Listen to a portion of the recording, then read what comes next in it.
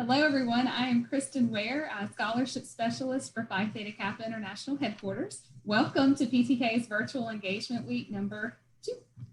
Now, Virtual Engagement Week is PTK's 3-part series this fall to provide you with tons of resources to help prepare you for your next educational or career steps, to train you on how to use PTK's resources like PTK Edge, PTK Connect, scholarships, and even earn recognition through our Hallmark programs.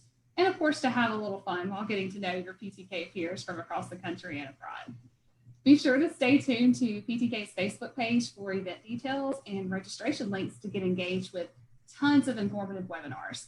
And we're thrilled to let you know that we have partnered with Apple, yes, Apple, to help you explore how you can do more of what you love within your career. So be sure to join us this Thursday, that's tomorrow, Thursday, from 12 to 1:30 p.m. Central Time. And I'll be sure to share that registration link shortly with you guys in our chat box. Now, what you're really here for today, welcome to Stress Less, Learn More, How to Effectively Study in College and Beyond. Our presenter today is Ragan Chastain. Ragan is currently the curriculum designer for Phi Theta Kappa. However, she has 20 years of experience teaching mathematics, including almost 10 years at community college level. She's also a student. Ragan is pursuing her PhD in Instructional Leadership with a concentration in technology from the University of Alabama. I hope I got that right, Ragan. I'll now turn it over to her. So Ragan, go right ahead. Well, welcome everyone. And we're just going to go ahead and jump in because I want to make sure that we are being respectful of your time. There is a Q&A. If you want to type in any questions, Kristen can let me know if I need to pause and take any questions, or we should have plenty of time at the end of the presentation for you guys to ask questions if you have any. So where do we start, right? Where do we start making our lives less stressful and being more productive? I'm sure you've heard the old adage, if you fail to plan, you are planning to fail. According to the U.S. Bureau of Labor Statistics, 20% of new businesses fail during the first 2 years, and then another 45% in the first 5 years. So why do these businesses fail? The second most popular answer is lack of planning. Think of attending college as your own business. So in order to be successful, we need to start by planning. So that's exactly where we're going to start.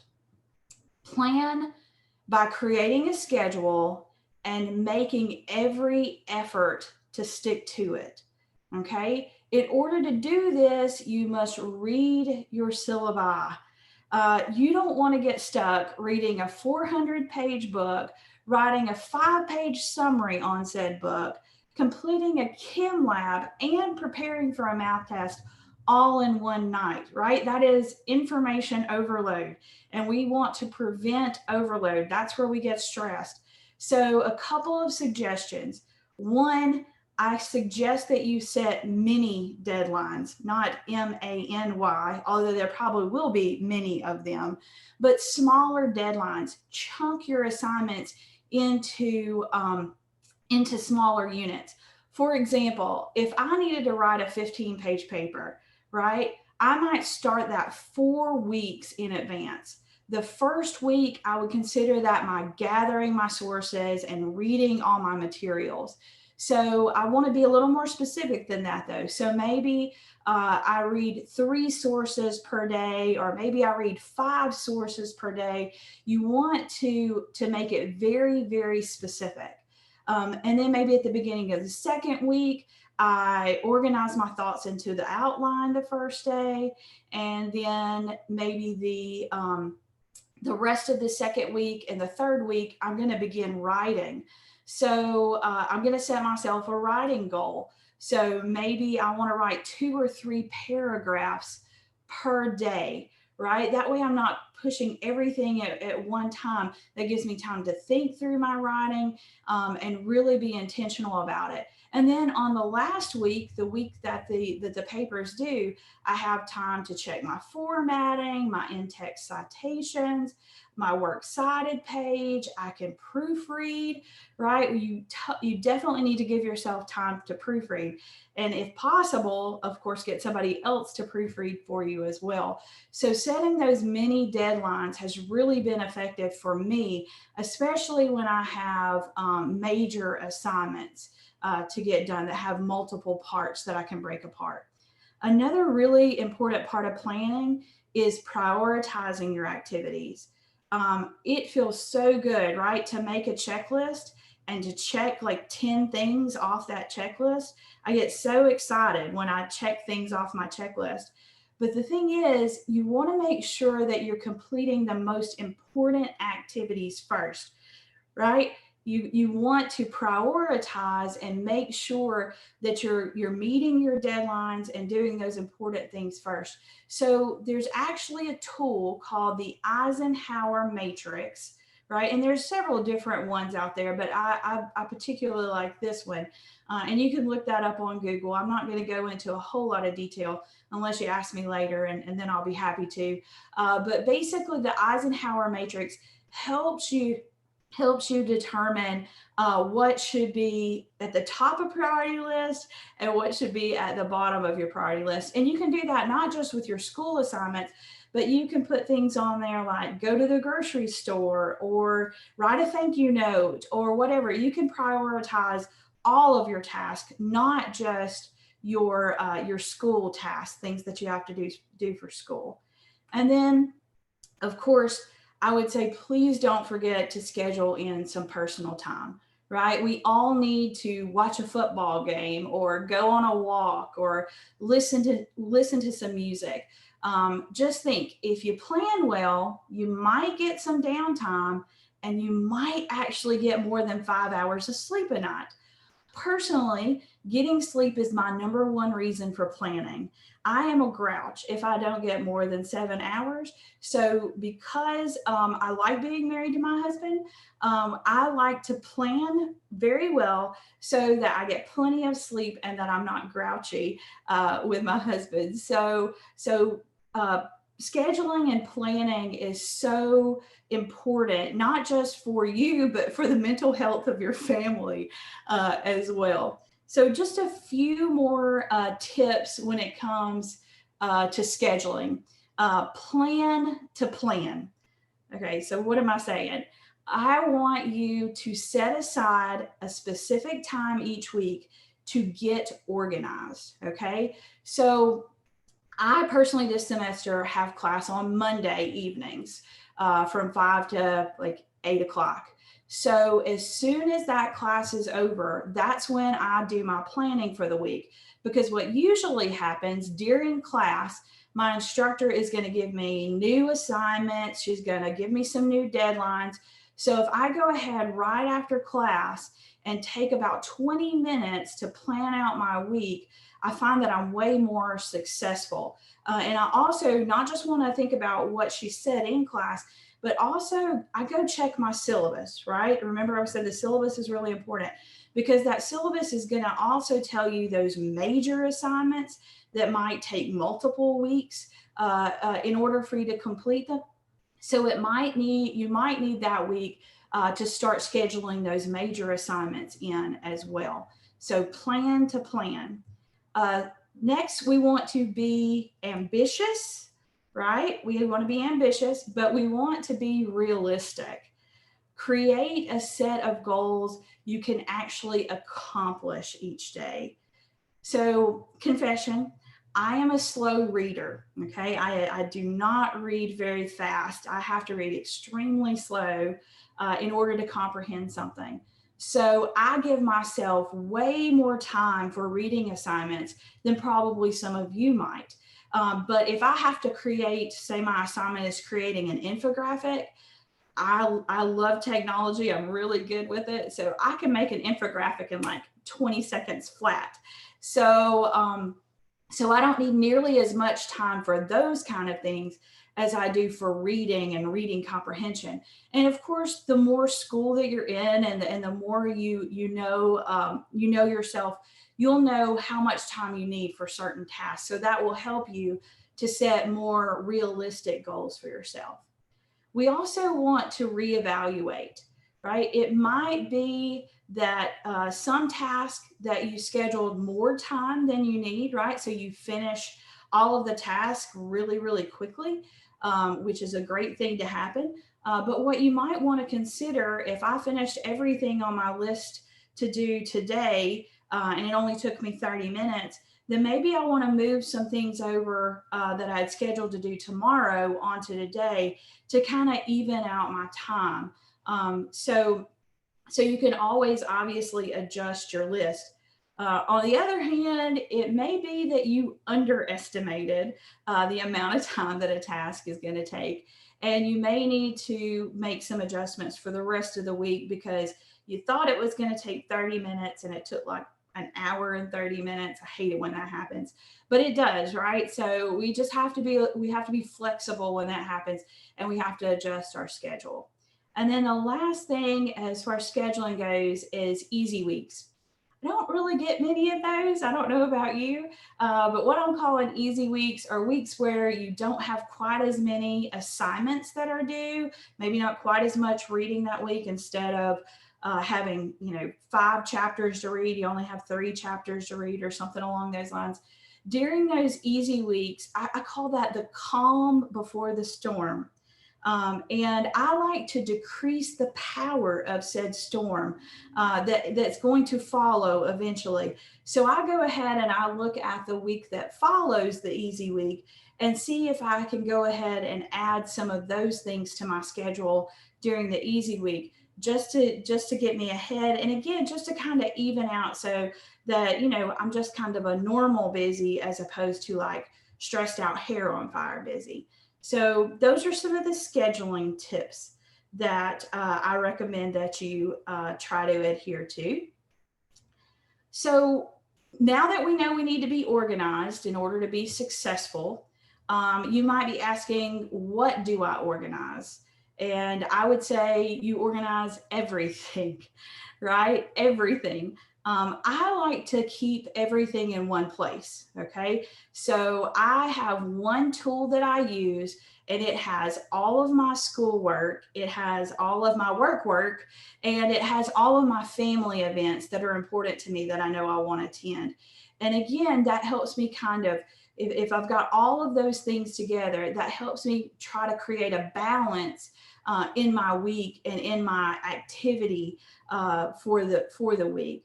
So there are so many tools available, right, to help us organize our lives. Some of you may still like to use that physical paper planner or calendar. I personally don't like a planner or calendar. It never seems to be where I need it. Like if I'm one place, it's somewhere else and I need to write something down. So I prefer technology because I rarely go too far without my phone. So I prefer tech tools. So just a few tech tools that you might be interested in to help you organize your activities. So the bottom 4, I'm going to talk about those first. To-do list, TickTick, Microsoft To Do, and Remember the Milk. These are all, I picked them for specific reasons. One, they're all available on multiple platforms. So you should, no matter whether you use a PC or a Mac, you should be able to access all of those. And they have a free version. Some of them also have paid versions, but they do each have a free version. So what I would recommend is trying one for a couple of weeks and seeing if you like it. And if you like it, then maybe you look at the things that you get if you go to the paid version, and maybe the features in the paid version are not worth the amount of money that you would have to spend. Another thing I try to do is I try to keep the cost fairly low. I don't think any of them are more than like $40 for a year subscription. So you might just use it. And like I said, you might find that the free version is plenty fine for you, and you may never need the paid version. I had to throw in the one on the top there, the Things 3. That is actually my organizational tool of choice. I am sorry, it is only for Mac users. You can use it on your phone or your iPad or your MacBook, whatever. But it is also not free. Again, I'm sorry, but that is the one I use, and I absolutely love it. So one of the features that I do love about it, and some of these others may have the same sort of feature, but if I don't finish a task today, say I have something I wanted to read tonight after work, but I have a headache and I just don't feel like reading it. Well, that task actually rolls over to tomorrow's to-do list. So it doesn't let you forget, like it doesn't drop off the radar. It just goes on the next day's to-do list. So that's one of the features that I really like about it. And it also has some things where you can create big categories and then like smaller deadlines inside of it, which helps you with that those mini deadlines that I was talking about earlier. And again, some of these other tools may do that as well, but that's the one I prefer. So let's talk about how we can learn more effectively to decrease our stress. There is a ton of educational research out there about the most effective ways to learn. And I believe they can basically be summed up into 3 topics: engage, space it out, and practice. All right, so engage, space it out, and practice. So let's investigate each of those and see how they're going to help us be less stressed. So how many of you have read and reread and thought, man, I have to know this material. I've read it 50 times, right? Well, I hate to tell you this, but reading is not studying. Okay, reading is not studying. You're probably going to retain some, and some people retain more than others through reading. But what research shows is that it's extremely important that we actively engage with the content. You have to take action. This by no means is an extensive list of ways to actively engage with the content, but I thought I'd throw out just a few ideas that might help you increase your engagement. So one thing you might want to consider is create your own study guide or write your own quiz, right? So if you engage with the material by kind of summarizing and grouping in that way, that might be an effective way for you to take action and actually work through the material in a different way. Teaching someone else. That is such an amazing way to verify, right, that you understand what's going on with that content. And it will help you find where you have holes in your understanding.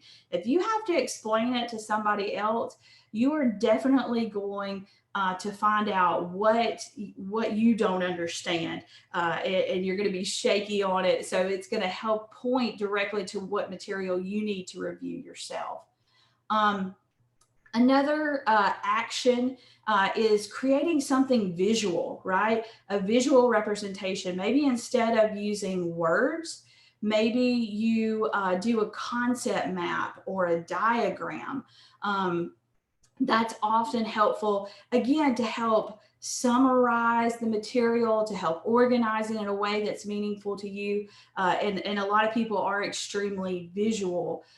So visual representations, concept maps, diagrams, those are good action-taking, learning, engagement opportunities. And then finally, this is the one I think is honestly one of the most important, is trying to relate your learning to your own experience. Try to connect it with something you already know, all right, or with something that you are interested in knowing.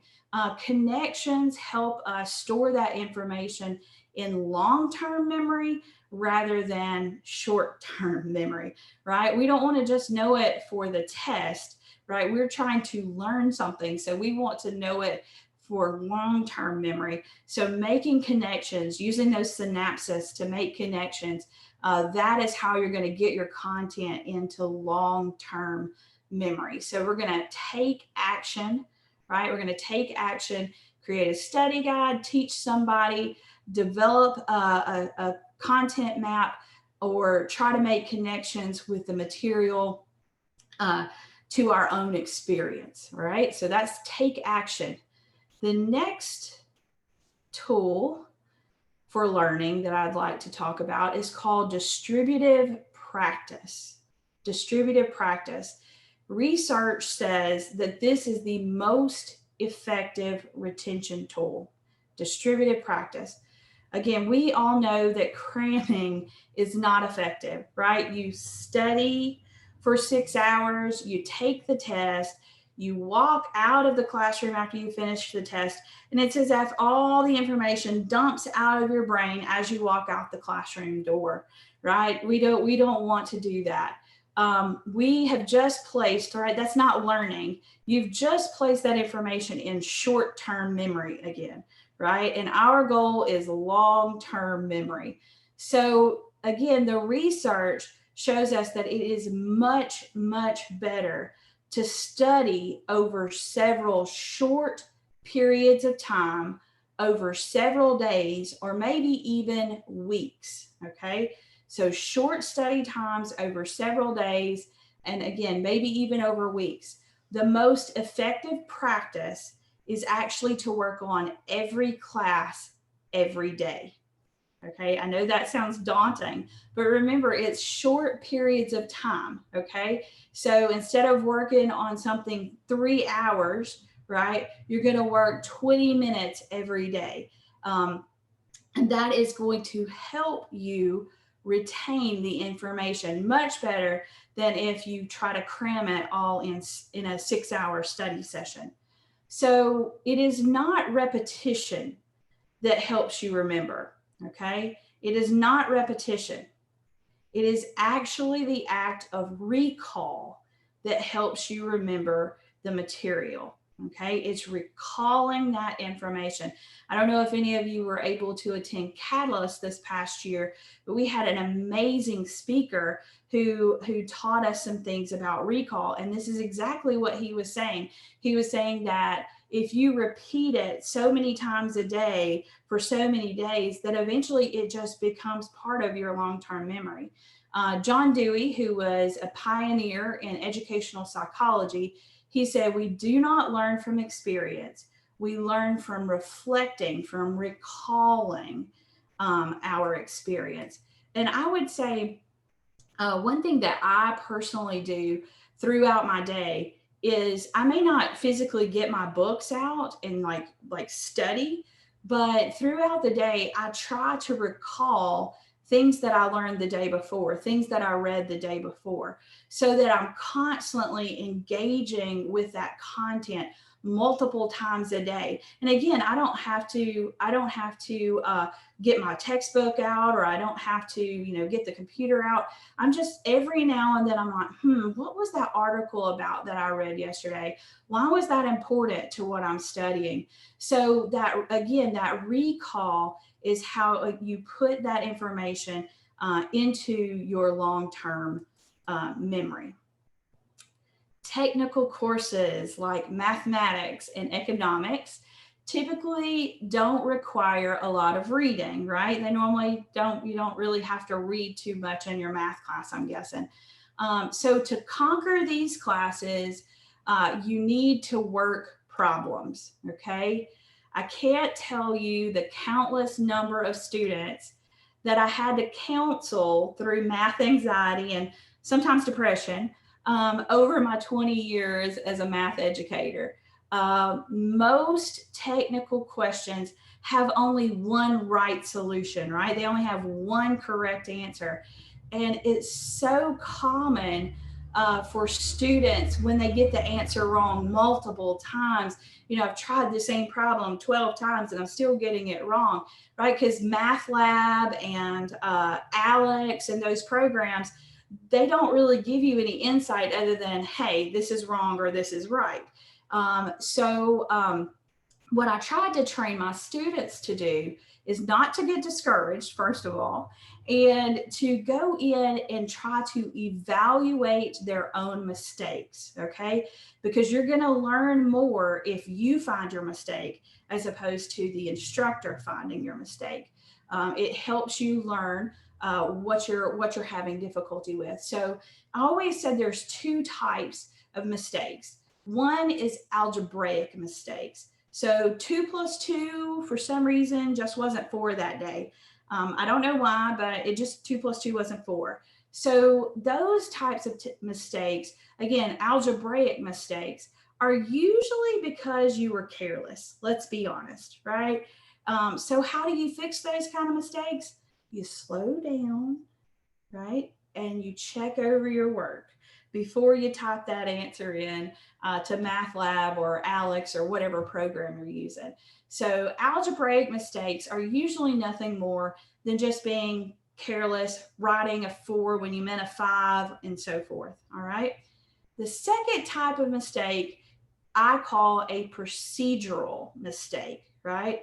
So an example of a procedural mistake might be using the wrong formula, okay? Another example might be doing the orders of operation in the wrong order, performing operations in the wrong order. So for these types of mistakes, I say first go back to your notes, right?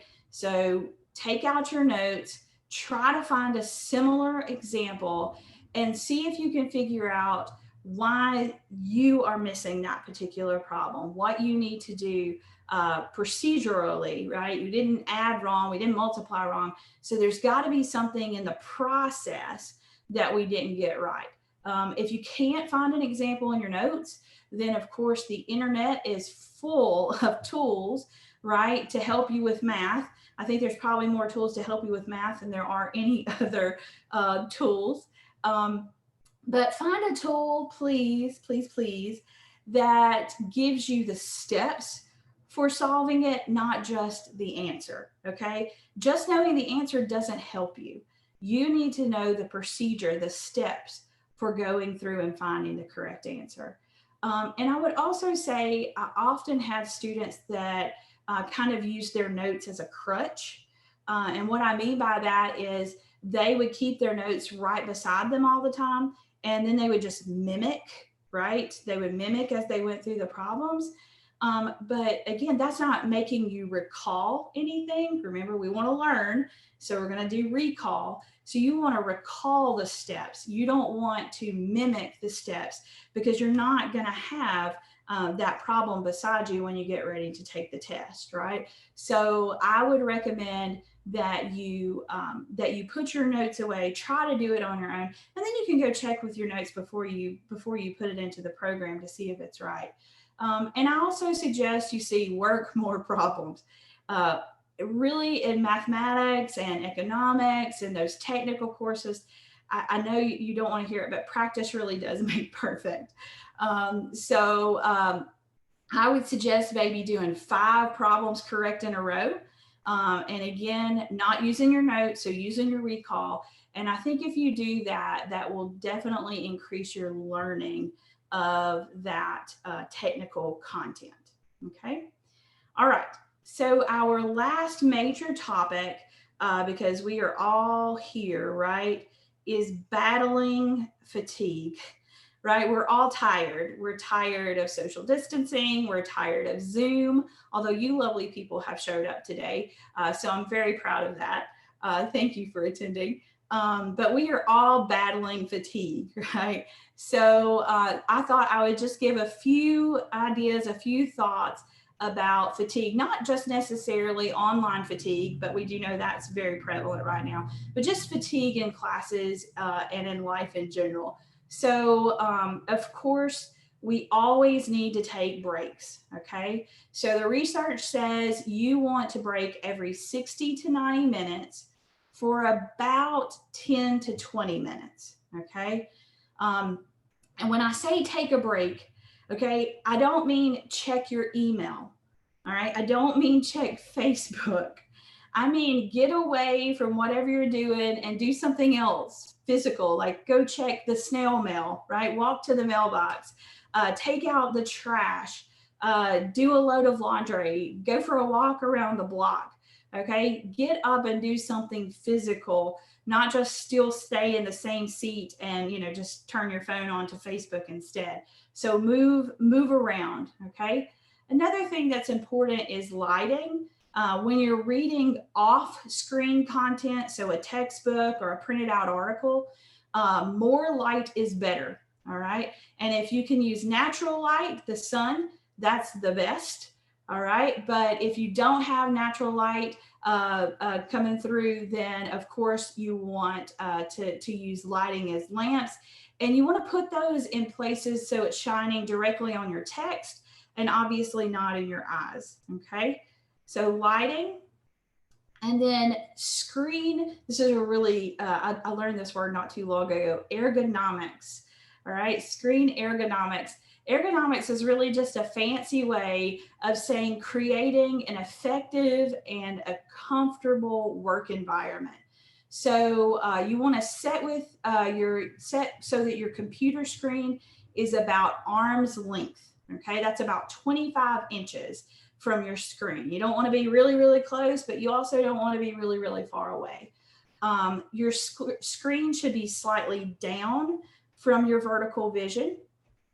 You want to dim the lights in the room. This is completely opposite, right? If we're reading a textbook. But if you're trying to read a screen, you want to try to dim your screen some, and you also want to try to dim the lights in the room. That's going to be more effective. Increase the font size. And then there's also matte screen filters. They're usually between $20 and $30. You can pay more, but usually a $20 or $30 one is good enough. That will help with your screen ergonomics, okay? And then the very last thing that I want to talk about before we take questions is eye care. I actually had a scare with my eyes not too long ago. I am, as we said earlier, as Kristen said, I am the curriculum designer. And so I literally stare at the computer screen all day long. And then I take online classes in the evening, so I stare at it all night long. So I had a little scare with my eyes, and it really made me start to think about what I needed to do to protect them. So I know we've already mentioned taking breaks, but this is more about visually, right? If you're using a lot of digital devices, then you want to apply the 20-20-20 rule, okay? And basically what that is you want to pick out an object that is 20 feet away, and you want to stare at it for 20 seconds every 20 minutes, okay? So 20 feet away, 20 seconds every 20 minutes. And again, digital devices for a long amount of time. Other eye care kind of tips, I would tell you that you need to blink often. That helps keep your eyes from drying out. Stay hydrated, drink lots of water.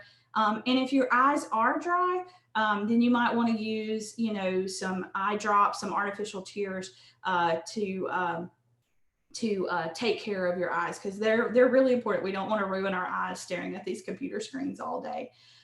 So that is actually all I have for today. So if you guys have any questions, I would be happy to answer those. That was awesome, Ragan. Thank you so much for all that information. Thank you so much for attending, everyone. We really appreciate it. Y'all have a wonderful evening. That's right. Have a good one, guys.